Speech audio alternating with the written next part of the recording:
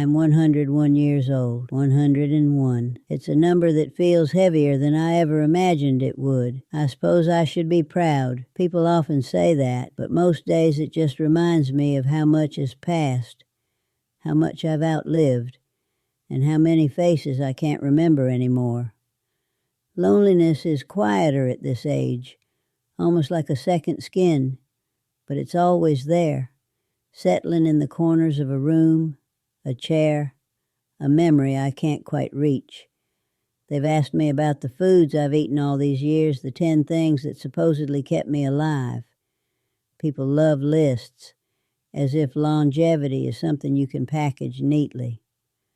But I've realized it's never just food, never just habit. It's the little choices that pile up into a life, quiet and steady.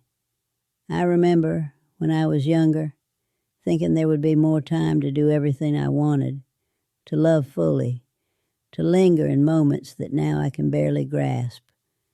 I thought I had forever. I grew up in a small house with a garden my father tended, and my mother spent hours in the kitchen. I didn't appreciate her then, not really. I remember the smell of boiling beans, of onions sizzling in oil, and I thought it was ordinary. I didn't see that she was giving us time with her hands, with her presence. By the time I left home, I was chasing a job, chasing a life I thought mattered more than the smell of home-cooked meals or quiet evenings with family. I thought that work, the approval of others, the little trophies of adulthood, would fill whatever emptiness I didn't know was growing inside me. In my 20s, I got married to a man I respected, not because I loved him entirely, but because it seemed practical. He was kind, in his own distant way. We had children quickly, and I devoted myself to making things run smoothly. I learned early that if you want peace, you must keep busy. But in that busy, I missed so much. Birthdays I forgot to celebrate. Nights I chose work over conversation.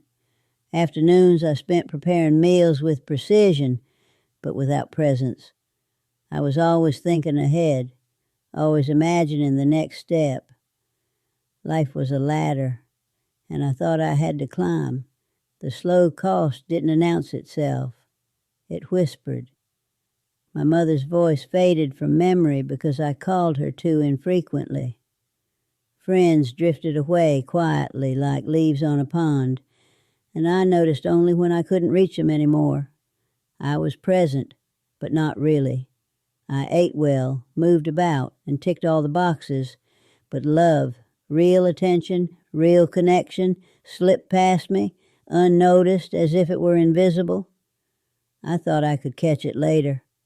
I always thought there would be a later. There was a turning point I didn't recognize until it was too late. My youngest daughter had a car accident. She survived, but barely. I spent nights at her hospital bedside holding her hand, realizing that years of absence from each other were now impossible to reclaim. She forgave me in ways I didn't deserve, but the quiet truth hit me harder than anything I had known. Time doesn't wait. It doesn't pause for apologies, for delayed visits, for unspoken love. It moves, and all the while, we convince ourselves we have more than we do. And now, here I am, 101 years old. I live alone in a small apartment filled with the smell of bread I bake myself, tea I brew, vegetables I steam. These 10 foods people ask about, the beans, the apples, the eggs, the greens, the fish. Yes, they've nourished me. But more than that, it was the routine of caring for myself, even when the world around me faded, that kept me going. I can't reclaim the hands I should have held longer, the laughter I should have joined, the mornings I should have lingered with my children before rushing to work. They're gone, forever.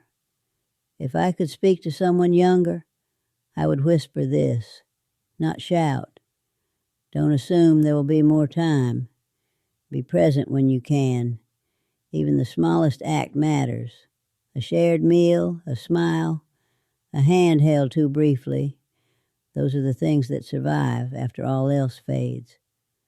I learned gratitude late in this quiet apartment as I watched the sun crawl across the floor, but it is laced with sorrow. There's so much I am grateful for, and yet so much I cannot fix. That's the truth of it. People ask me if I regret anything, and I think I regret thinking I had time, assuming it would always stretch ahead like a road I could walk at leisure. I regret the moments I let slip past, thinking they were ordinary, unimportant, because those were the moments that counted. I regret believing that success and stability were enough.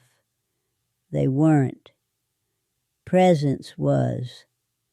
Listening was. Love was. And when I finally understood, there was only memory to hold on to.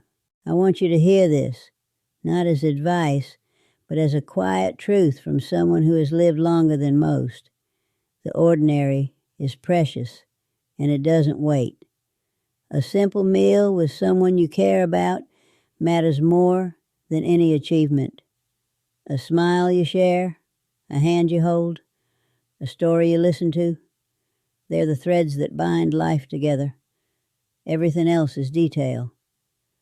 I sit now with a bowl of oatmeal, with a few berries, with a slice of bread and butter.